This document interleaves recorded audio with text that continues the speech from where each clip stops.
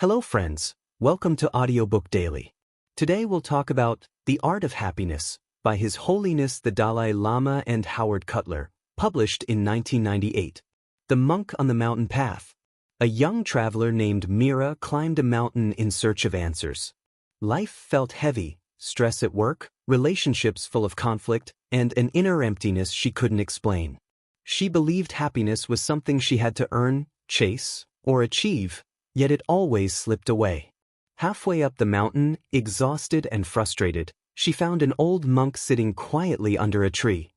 His robe fluttered softly in the wind, and his face carried a calmness Mira had never seen. She asked breathlessly, "Master, how can I finally be happy?" The monk smiled gently and said, "Happiness is not at the top of the mountain. It is what helps you climb it." Those simple words stayed in her heart. And that wisdom is exactly where the art of happiness begins. Happiness is not something we discover. It is something we cultivate every single day. The Art of Happiness blends the Dalai Lama's spiritual teachings with Dr. Howard Cutler's psychological exploration to reveal one simple truth. Happiness is a skill that can be trained. Not luck. Not destiny. Not something that comes from wealth, status, or perfect circumstances. The Dalai Lama teaches that happiness arises from inner peace, compassion, perspective, and emotional balance. 1. The purpose of life is to seek happiness. The Dalai Lama begins with a universal statement.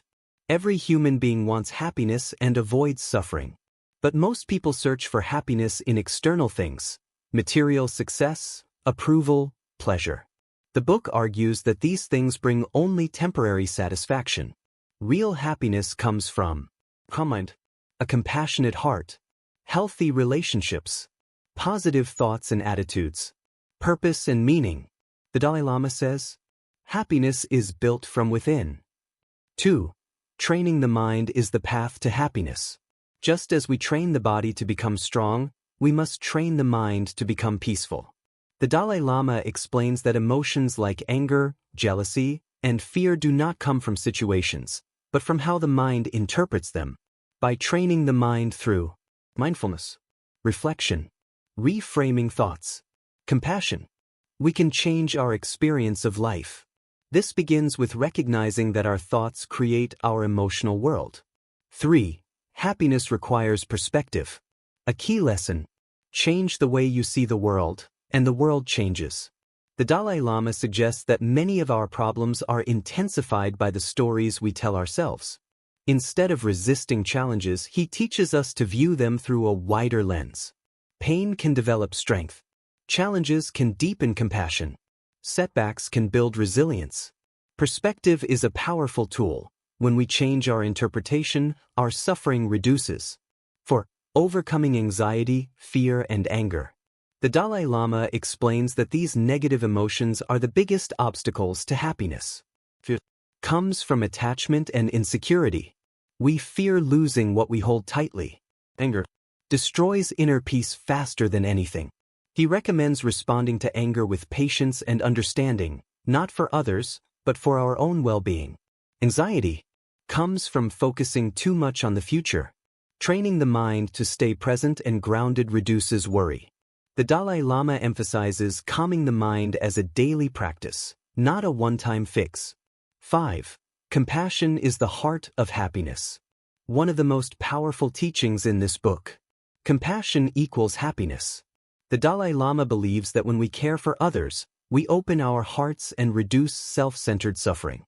Compassion improves relationships, mental peace, emotional strength, community, life satisfaction. The book shows that people who help others are scientifically proven to be happier. 6. Human connection and warmth. The Dalai Lama emphasizes that every human being needs love, kindness, and connection. Isolation leads to sadness, but meaningful relationships nourish the soul.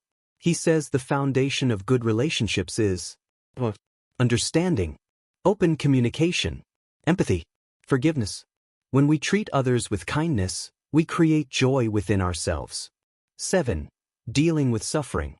The Dalai Lama does not deny suffering. He acknowledges that it is part of life. But suffering does not have to destroy happiness. He teaches that pain is inevitable. Emotional suffering is optional. We can transform suffering into growth. By seeing suffering as a teacher rather than an enemy, we become stronger, wiser, and more peaceful. 8. Living a meaningful life. The book concludes that true happiness comes when we live with purpose and values. A meaningful life includes being useful to others, growing emotionally and spiritually, being honest with yourself, living with compassion, cultivating peace in daily actions. When you live with meaning, happiness becomes natural, not forced. Mira's return down the mountain. As Mira walked back down the mountain, her burden felt lighter, not because her problems had disappeared, but because her mind had changed. She understood now. Happiness wasn't a destination. It wasn't hidden in achievements. It wasn't waiting for her somewhere in the future. Happiness was something she had to practice. Through gratitude, through compassion, through perspective, through calming her mind, through treating others with kindness.